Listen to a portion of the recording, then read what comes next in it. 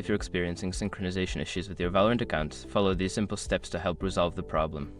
This guide will walk you through the calibration process to ensure your account syncs properly. Step 1. Check server status.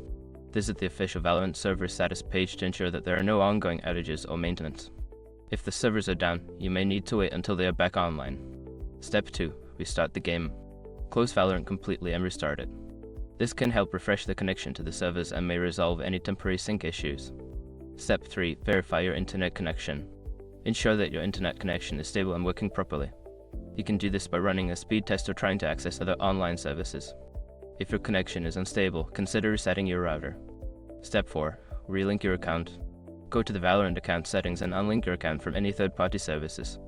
After unlinking, relink your account to refresh the connection and resolve any sync discrepancies.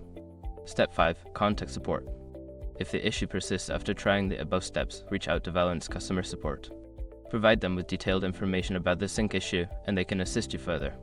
By following these steps, you should be able to resolve any account sync issues in Valorant.